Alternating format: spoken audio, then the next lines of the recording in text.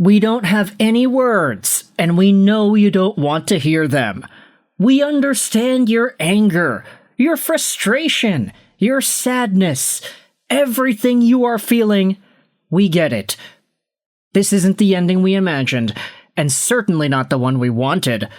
Thank you for being there the entire way.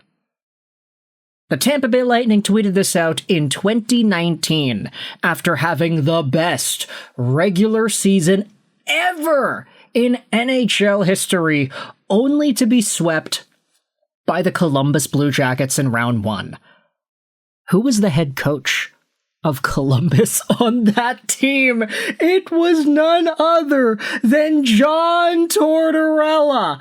Oh my goodness, man. What a guy to go out there and absolutely storm the National Hockey League.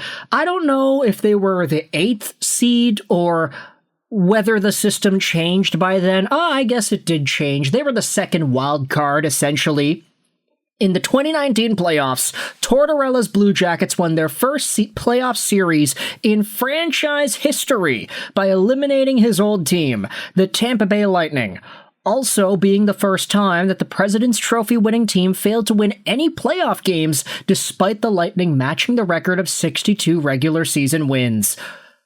Ladies and gentlemen, John Tortorella has just done it again. The Vegas Golden Knights have defeated the Colorado Avalanche 2-1 in Game 4 of their Western Conference Finals series. The Avs are out. What do New York and Vegas have in common? They've got the sweeps all going around out here. You've got the Bruins down the strip. You've got Vegas Golden Knights fans. You've got New York Knicks fans going out there and mimicking and making fun of the Avalanche and the Cleveland Cavaliers. Big sweeps here in the sporting world. The Vegas Golden Knights have defeated Colorado 2-1. Mark Stone opened the scoring in the first.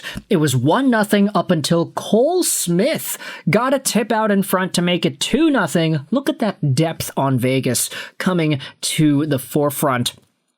Gabriel Landeskog got a last-minute goal to bring the Avalanche within one and to rob Carter Hart of the shutout.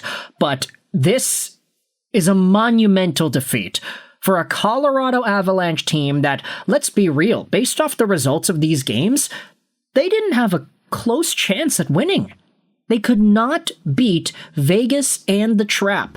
Jared Bednar has a great record, and he has been this fantastic, accomplished coach as a member of the Avalanche for all these years, but he can't beat Vegas. And now, when you take a look at a Colorado Avalanche team that dominated the league this season with 121 points, 55 wins, 16 losses, 11 OT losses, 302 goals, and 203 goals against for the highest differential in the league by far, when you look at the fact that Colorado got swept, and the fact that they got swept by the 13th overall team, this is where things get really, really interesting. You know what's even more interesting about this? It's the fact that if the Vegas Golden Knights were in the Eastern Conference, they wouldn't have made the playoffs. There were 8 teams above Vegas in terms of the overall standings from the Eastern Conference. You could say the same about Edmonton. You could say the same about Utah. But that's the way the cookie crumbles. Vegas with 95 points on the year. They fire Bruce Cassidy with 8 games left. They hire John Tortorella, the guy behind the sweep of the Tampa Bay Lightning in 2019, and he pulls it off again. An out-of-nowhere, domineering performance against the President's Trophy winners to eliminate them in 4 and embarrass them in the process. Let's talk about the Colorado Avalanche and some narratives that have been pointed out on the subreddit ever since this game concluded about an hour ago.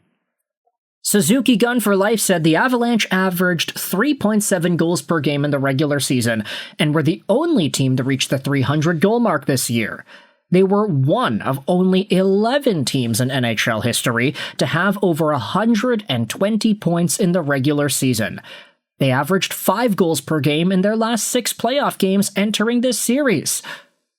But with all that said, the Golden Knights held them scoreless for 6 of the final 8 periods of the series and swept them. Bowie Scorvat asks, what the hell happened? This was a colossal choke. Colorado has never been able to handle the neutral zone trap. 8 consecutive playoff losses to Vegas since 2021, all under Bednar. The year the Avalanche won the Cup was the year Vegas missed the playoffs too, if I recall correctly. The Avalanche, or more likely Bednar, cannot solve Vegas.